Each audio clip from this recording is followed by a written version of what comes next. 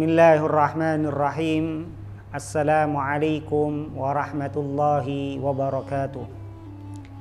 Alhamdulillahilladzi an'ama alaina bi ni'matil imani wal islam.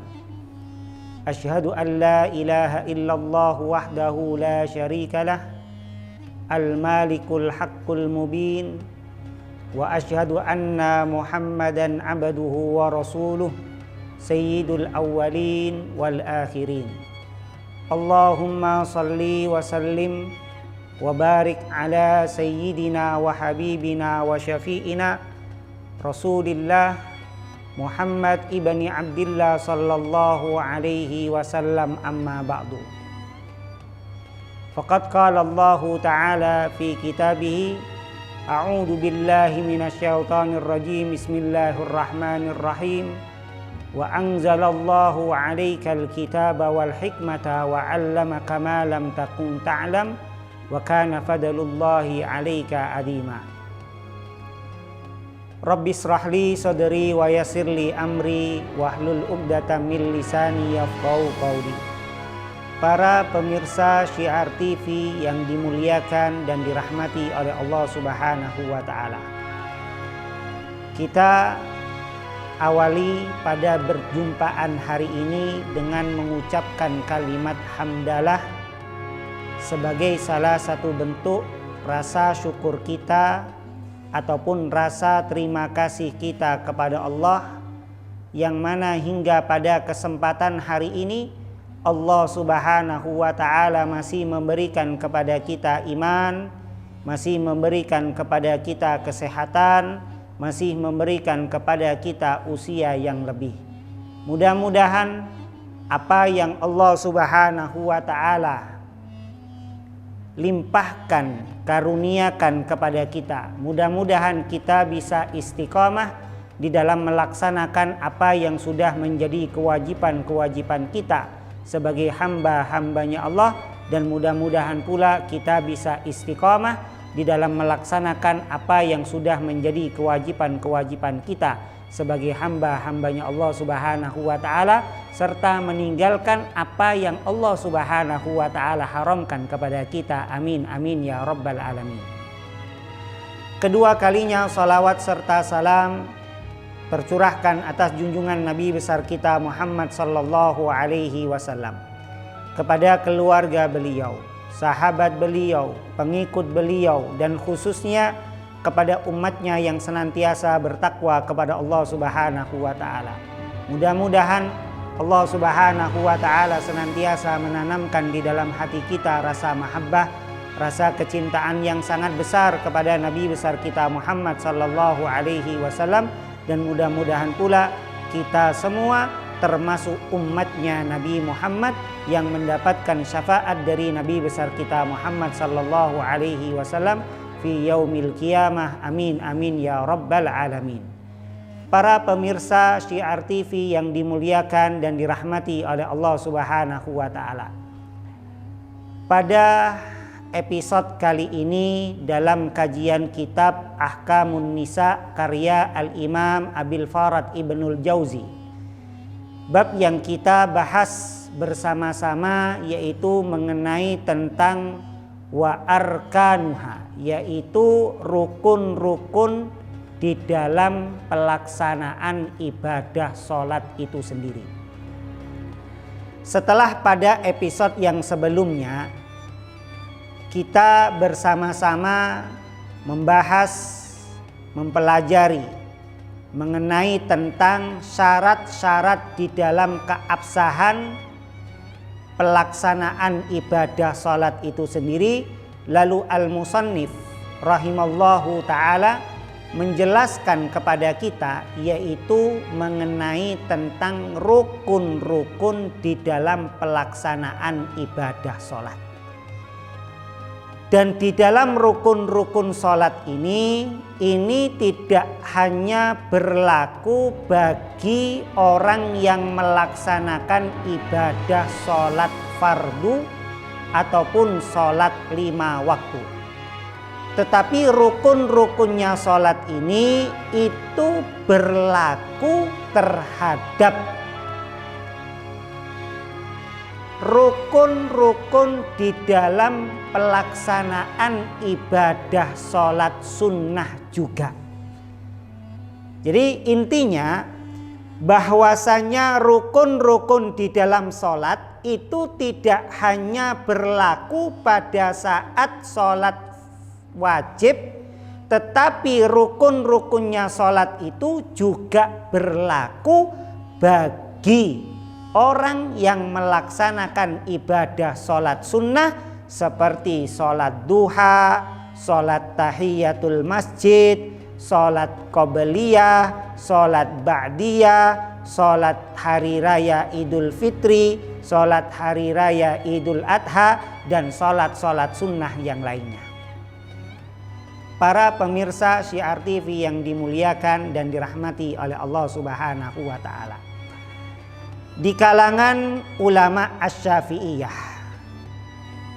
bahwasanya rukun-rukunnya sholat itu ada sebagian ulama Asy-Syafi'iyah mengatakan ada 13.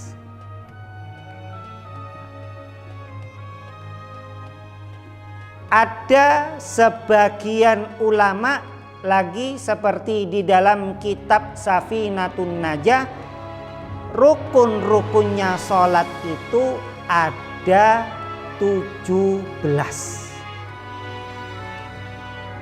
Apa yang menjadi perbedaan antara rukun-rukunnya sholat yang 13 kemudian rukun-rukunnya sholat yang ada 17? Yang menjadi perbedaan sebagaimana dikatakan di dalam kitab Minhaj adalah tumak-ninah.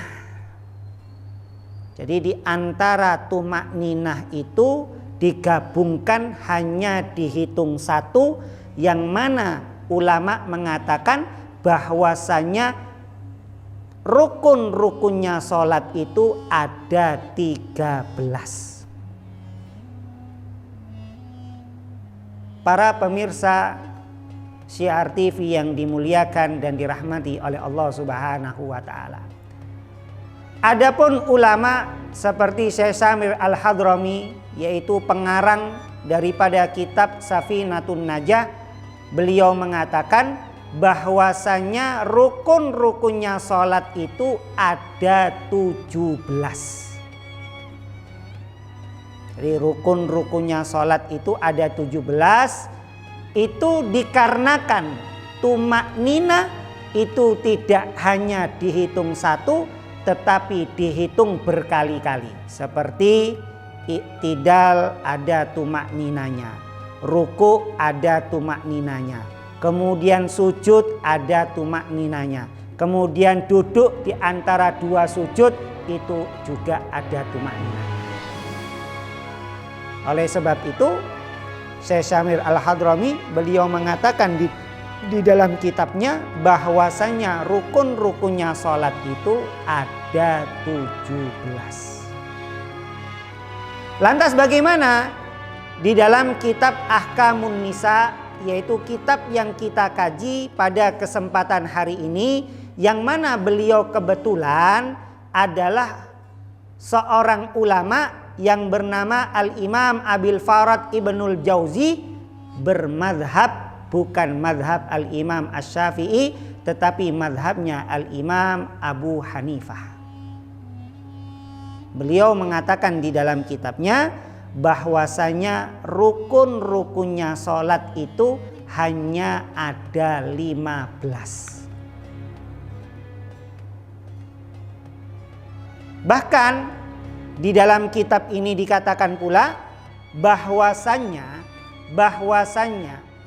rukunnya sholat yang pertama itu bukan niat. Berbeda dengan madhabnya Al-Imam Asy-Syafi'i. Di kalangan ulama Asy-Syafi'iyah, pendapat yang jumhur, pendapat yang disepakati oleh para ulama di kalangan ulama Asy-Syafi'iyah, bahwasanya rukunnya sholat yang pertama itu adalah an-niyatu, yaitu niat. Tapi berbeda dengan madhabnya Al-Imam Abu Hanifah, seperti ulama Al-Imam Abdul Farad Ibnul Jauzi, beliau mengatakan rukunnya sholat yang pertama adalah al-qiyamu, berdiri. Para pemirsa Syiar TV yang dimuliakan dan dirahmati oleh Allah Subhanahu wa Ta'ala, di kalangan ulama Asy-Syafi'iyah itu niat adalah sesuatu yang penting di dalam pelaksanaan ibadah sholat. Ketika seseorang tersebut tidak niat, maka ibadahnya itu tidak sah. Di antaranya ibadah sholat, kemudian di antaranya ibadah puasa. Jadi kalau ibadah puasa dan ibadah sholat itu tanpa ada niat di dalam pelaksanaan keduanya, maka tidak sah ibadah sholatnya dan ibadah puasanya. An-niyat, sebagaimana dikatakan di dalam kitab Safinatun Najah, bahwasanya mahalluha fil qalbi, tempatnya itu adalah di dalam hati. At-talaffuz, adapun mengucapkan, itu adalah hukumnya sunnah. Lantas kapan seseorang tersebut ketika seseorang tersebut itu melaksanakan ibadah sholat, yaitu niat, pada saat bersamaan dengan takbiratul ihram. Jadi andai kata ada orang yang bermadhab Al-Imam Asy-Syafi'i di dalam melaksanakan ibadah sholat, baik itu ibadah sholat yang wajib ataupun ibadah sholat yang sunnah, kemudian mendahulukan niatnya sebelum takbiratul ihram, maka tidak sah. Ataupun membelakangi takbiratul ihram, jadi niatnya setelah takbiratul ihram. Contohnya bagaimana? Contohnya Allahu Akbar lalu niat, maka tidak sah. Ataupun ketika seseorang tersebut itu niat dulu, usolli fardhal maghribi, kemudian takbir Allahu Akbar, maka tidak sah. Kenapa tidak sah? Karena di kalangan ulama Asy-Syafi'iyah, ketika seseorang tersebut itu sholat, maka niatnya harus bersamaan dengan takbiratul ihram. Mulai dari lafdzul jalalah, yaitu hamzah ataupun alif di lafdzul jalalah, kemudian akbar yaitu sampai ra. Jadi boleh pada saat mengucapkan kalimat Allah itu niat, atau pada saat kalimat akbar. Jadi pada saat Allah hatinya niat, usolli fardhal maghribi atau usolli fardhal isya'i. Ini harus bersamaan. Lantas apa saja niat yang harus bersamaan? Di antaranya lagi adalah pada saat berwudu. Pada saat berwudu itu tidak boleh membasuh muka dulu lalu niat, ataupun sebelum membasuh muka lalu niat dulu. Itu tidak boleh. Jadi kapan diperbolehkan? Pada saat air pertama kali menyentuh, itu startnya. Dimulainya niat nawaitul wudu'a li raf'il hadasil asghar. Ya, atau nawaitul wudu'ah yang paling singkat. Nah, maka ini diperbolehkan. Tapi kalau niat dulu baru membasuh muka, ataupun membasuh muka dulu kemudian baru niat, maka tidak sah. Sama halnya di dalam sholat. Jadi ketika seseorang tersebut itu sholat, maka niatnya itu harus bersamaan dengan takbiratul ihram. Lantas bagaimana seseorang tersebut niat itu kan terlalu panjang. Memang paling sempurnanya niat di dalam pelaksanaan ibadah sholat itu usolli fardhol maghribi salasa rakaatin mustaqbilal kiblati adaan makmuman. Kalau jadi makmum wajib disebut makmuman. Kalau seandainya makmum tidak disebut makmumnya tidak sah. Itu nanti pembahasannya. Jadi harus ada kalimat makmuman lillahi ta'ala kalau jadi makmum. Terlalu panjang Ustaz, kan takbirnya itu cuman kalimat Allahu Akbar. Maka persingkat saja usolli fardhol maghribi makmuman. Jadi hal itu diperbolehkan. Jadi usolli fardhol maghribi makmuman lillahi ta'ala.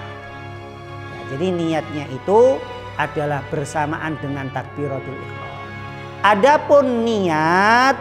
Adapun niat sebelum takbiratul ihram seperti di kalangan para orang-orang NU kultural, ya, di masjid-masjid pada saat meluruskan shaf, ya, kemudian imamnya mengucapkan usolli fardhol maghribi atau usolli, kalau salat Jumat usolli fardhol jum'ati, itu adalah hukumnya sunnah. Ya, jadi hukumnya sunnah. Sebagaimana dikatakan di dalam kitab Safinatun Najah bahwasanya an-niyat bitalaffuz sunnah. Jadi melafalkan niat itu adalah hukumnya sunnah, tetapi syaratnya kapan? Pada saat seseorang tersebut itu di dalam hatinya, itu yang wajib. Syaratnya adalah niatnya di dalam hati. Jadi hatinya berucap. Para pemirsa Syiar TV yang dimuliakan dan dirahmati oleh Allah Subhanahu wa taala. Kemudian yang kedua, ya, yang kedua daripada rukun-rukunnya salat.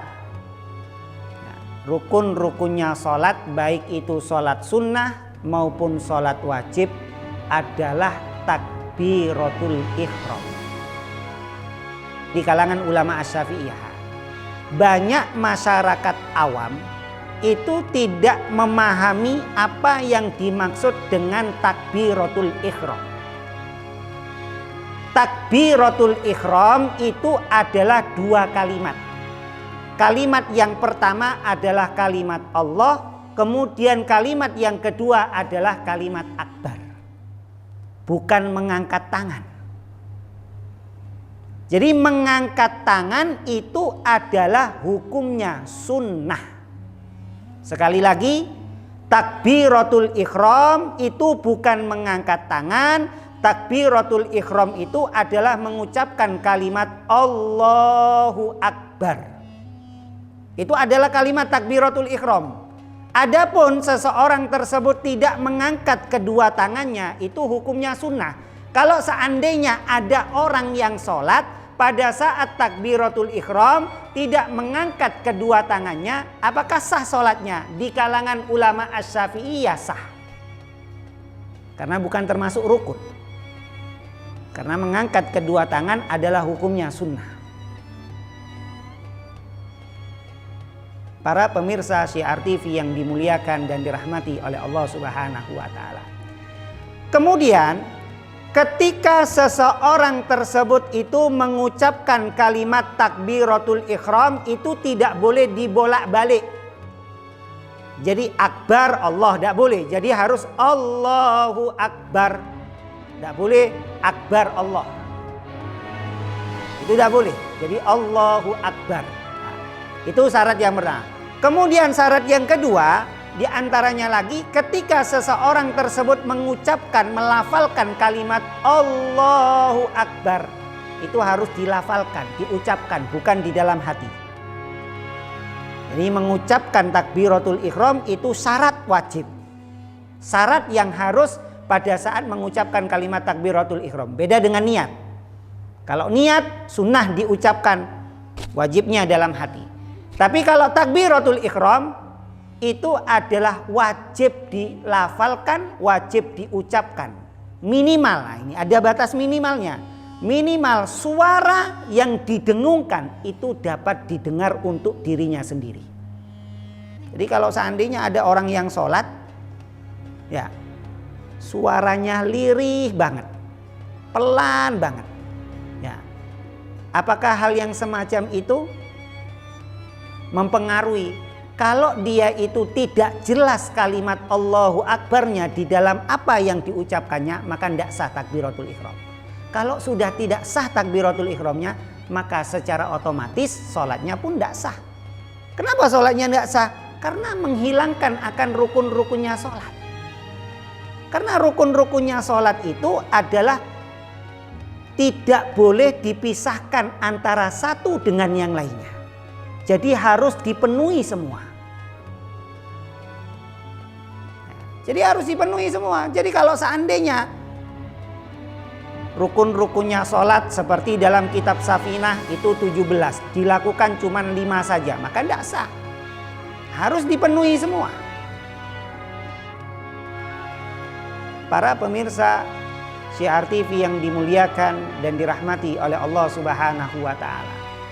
Kemudian yang ketiga adalah al-qiyam, berdiri. Nah, di dalam kitab Ahkamun Nisa yang kita kaji pada kesempatan hari ini, yaitu karya Al-Imam Abil Farad Ibnul Jauzi, kebetulan beliau adalah madhabnya Al-Imam Abu Hanifah.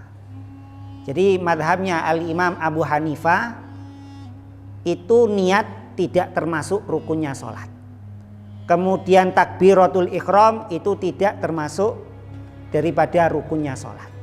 Adapun al-qiyam, berdiri pada saat pelaksanaan sholat itu adalah termasuk daripada rukunnya sholat. Tetapi Al-Imam Asy-Syafi'i di kalangan ulama Asy-Syafi'iyah, beliau menambahkan al-qiyamu alal qadiri, berdiri bagi orang yang mampu. Kenapa Al-Imam Asy-Syafi'i dan ulama Asy-Syafi'iyah memberikan taksis, memberikan khususiyah, menyebutkan al-qiyamu alal qadiri? Karena tidak semuanya orang di dalam pelaksanaan sholat itu mampu berdiri semua. Ada orang yang sudah tua renta, ada orang yang lumpuh, ada orang yang tidak bisa berdiri karena ada udur ataupun sakit. Nah, maka boleh seseorang tersebut itu duduk. Oleh sebab itu di kalangan ulama Asy-Syafi'iyah dikatakan al-qiyamu alal qadiri, yaitu berdiri bagi orang yang mampu. Kalau tidak mampu berdiri sudah. Dan ini pula di kalangan ulama Asy-Syafi'iyah, berdiri pada saat sholat itu diwajibkan bagi orang yang melaksanakan ibadah sholat wajib, yaitu sholat 5 waktu. Lantas bagaimana dengan orang yang melaksanakan ibadah sholat sunnah sambil duduk, padahal dia mampu berdiri? Padahal dia mampu berdiri.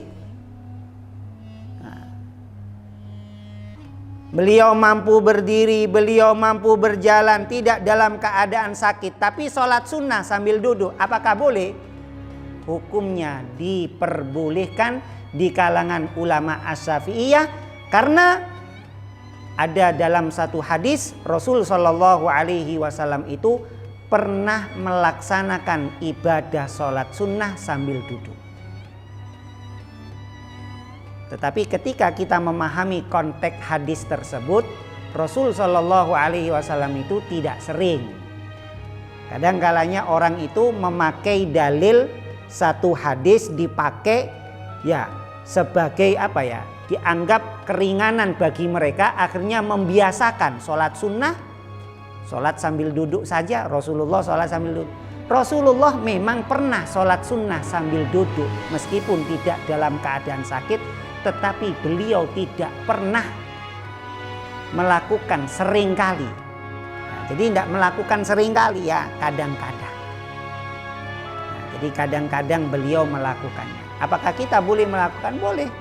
Tapi jangan kita lakukan terus-menerus, karena Rasulullah juga tidak pernah melakukan terus-menerus di dalam pelaksanaan ibadah sholat sunnah itu sambil duduk. Para pemirsa Syiar TV yang dimuliakan dan dirahmati oleh Allah Subhanahu wa taala, demikian kajian kitab Ahkamun Nisa mengenai tentang rukun-rukunnya sholat, baik itu sholat wajib ataupun sholat sunnah. Insya Allah episode yang akan datang saya akan menjelaskan lagi masih dalam pembahasan mengenai tentang rukun-rukunnya sholat. Mudah-mudahan apa yang saya sampaikan bisa bermanfaat kepada diri saya pribadi dan kepada umat Islam umumnya, dan mudah-mudahan Allah Subhanahu wa taala memberikan usia kita usia yang barokah, usia yang bermanfaat fid dini wa dunya wal akhirah. Amin amin ya rabbal alamin. Dan kurang lebihnya kami minta maaf. Wabillahi taufik wal hidayah. Assalamualaikum warahmatullahi wabarakatuh.